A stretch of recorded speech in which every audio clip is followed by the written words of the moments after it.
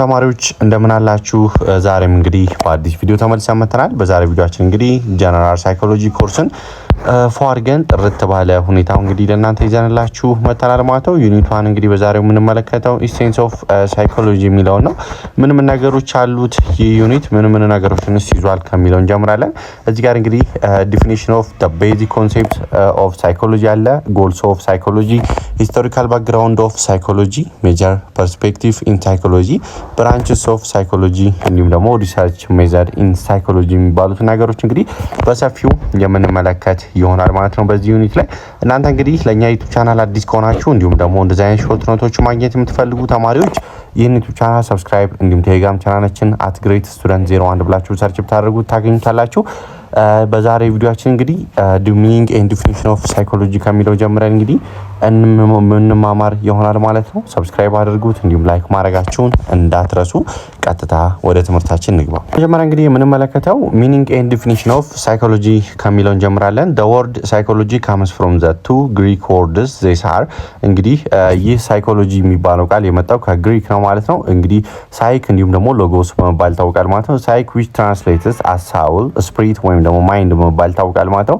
ይህ መንፈስን ማይንድን እነዚህን የመሳሰሉ ትራንስሌት ምንድናቸው ማለት ነው ሳይክ በመባል ይታወቃል። እንዲሁም ደግሞ ሎጎስ which means the study ወይም ደግሞ knowledge or discourse ምንለው ማለት ነው። ምንድነው በአጠቃላይ ወይም ደግሞ ሳይኮሎጂ የሚለው ቃል ፉል ትርጉሙ it is the study of mind ወይም ደግሞ ሳውል ስለነዚህ ስለ ማይንድ የሚያጠና ስለ ሳውል ስለ መንፈስ ነገሮች የሚያጠና ነገር that is called psychology በመባል ይታወቃል ማለት ነው።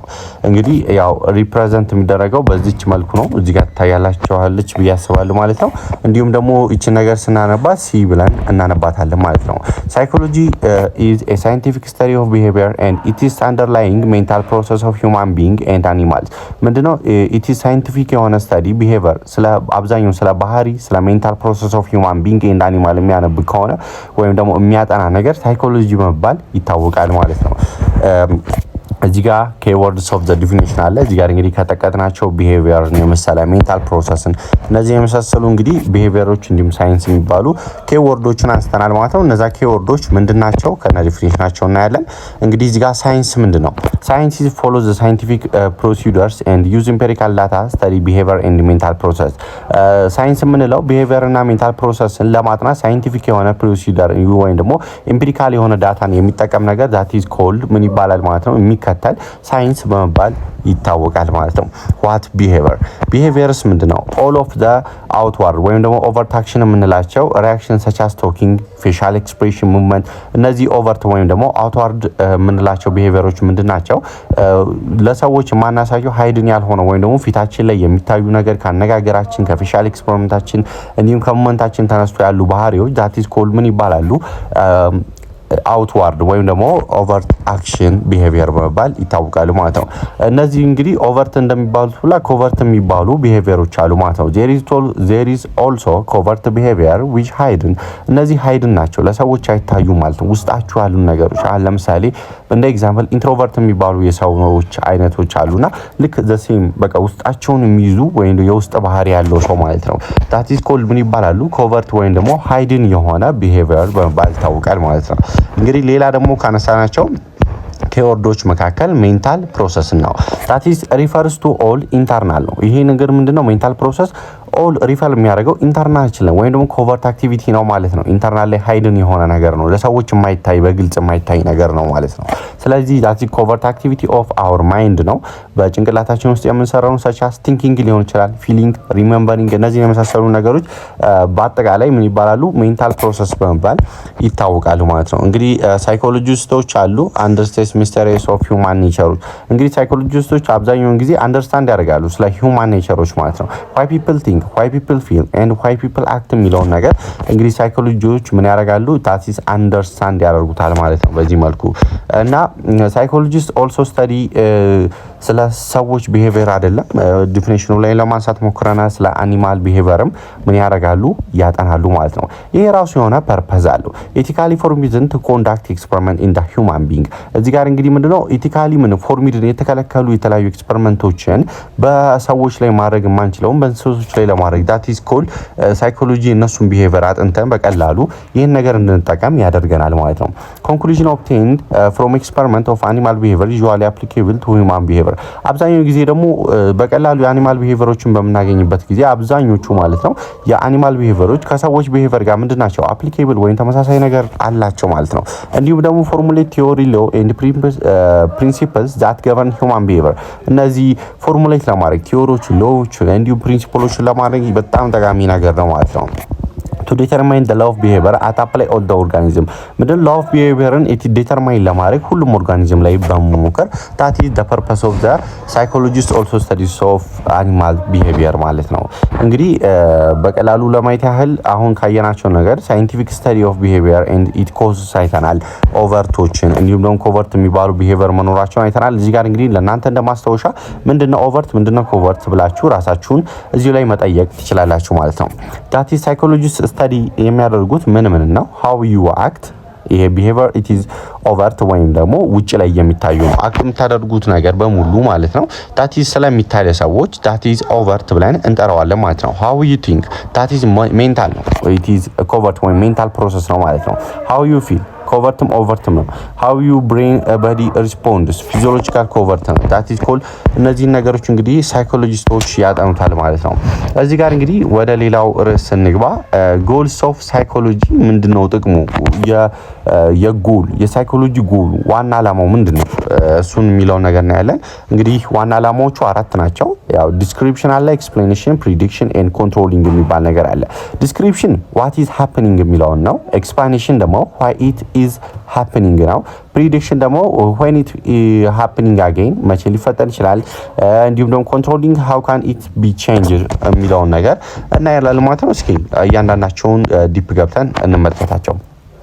ዲስክሪፕሽን ምንድነው? it involves observing the behavior and noticing everything about it ምንድነው? ዲስክሪፕሽን ለእያንዳንዷ ነገር ኦብዘርቭ ማድረግ ወይም ደግሞ ኖቲስ የሚያደርገው ስለ እያንዳንዱ ባህሪ ምን እናደርጋለን ማለት ነው። ኦብዘርቭ ወይም ደግሞ ኖቲስ ማድረግ that is called ዲስክሪፕሽን ብለን እንጠራዋለን። እንግዲህ every behavior its own way of occurring እያንዳንዱ behavior እንግዲህ ምንድነው የራሱ የሆነ መነሻ ወይም ደግሞ own way occur የሚፈጠርበት ሁኔታዎች አሉ ማለት ነው። in describing behavior the physiology focus የሚያደርጉት how behaviors occur ያ behavior እንዴት ነው occur የሆነው የሚለው ነገር ነው እዚህ ጋር ሳይኮሎጂስቶቹ ፎከስ የሚያደርጉት ማለት ነው በዲስክሪፕሽን ጊዜ። ይሄ ደግሞ ይሄንን ጥያቄ ራሱ ብናነሳ how behavior occurs የሚለውን ነገር ብናነሳ እዚህ ጋር ሁሉንም ነገር ኖቲስ ኦብዘርቭ ስላደረግን it searches for answer where for question like ማለት ነው። እነዚህ አይነት ጥያቄዎችን በምናነሳበት ጊዜ መልስ ለመመለስ ራሱ በጣም ጠቃሚ ነው ማለት ነው። እንግዲህ ዲስክሪፕሽን በዚህ መልኩ በጣም ብዙ ጠቃሚ የሆኑ ነገሮች አሉ። ወደ ሁለተኛው ስንመለስ ያው ኤክስፕላኔሽን ነው። in explanation of behavior psychologists becomes concerned about why behaviors occur as it does የሚለውን ነገር የሚያዩት ማለት ነው። ለምን behaviors occur ይሆናሉ የሚለውን ነገር ነው ማለት ነው በደንብ እዚህ ጋር የሚመለከቱት። every behavior stand its own cause no behaviors occurs without a cause ማለት ነው። እያንዳንዱ behavior ምን አለው የራሱ አሁን የሆነ ኮዝ አለው ማለት ነው። ማንኛውም behavior ምንድነው ያለ ኮዝ ሊፈጠር አይችልም ማለት ነው። it's about trying the find reason to observe the behavior ማለት ነው። ይሄ እንግዲህ find reasonን ነው እዚህ ጋር why የሚለውን ነገር ነው አይደል ኤክስፕላኔሽን ላይ የምፈልገው። ስለዚህ reasonን ነው ያ behavior occur የተደረገበትን የምናገኝበት ቦታ ነው ማለት ነው ኤክስፕላኔሽን። እንግዲህ that helps the process of forming theories of behavior ይሄ እንግዲህ ምንድነው ማለት ነው ሪዝኑን ወይም ደግሞ ሌሎች ነገሮችን ለማግኘት ስንል የተለያዩ ቲዮሪዎችን ማለት ነው ምን እናደርጋለን ፎርም እናደርጋለን ማለት ነው። ስለዚህ ይሄ the use of the explanation ነው ማለት ነው። እንግዲህ ወደ ሶስተኛው እንገባለን ማለት ነው።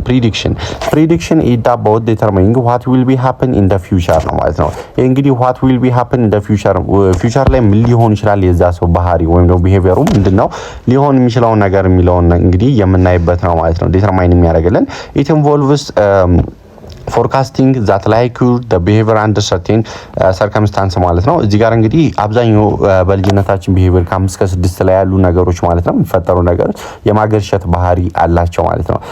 5-6ኛ ላይ አሁን ያለንበት ባህሪ 5 እና 6ኛ ላይ ሆነ ነገር አይተን ነው ማለት ነው አሁን ያለንን ባህሪ የምንይዘው የሚባለው ነገር አለው።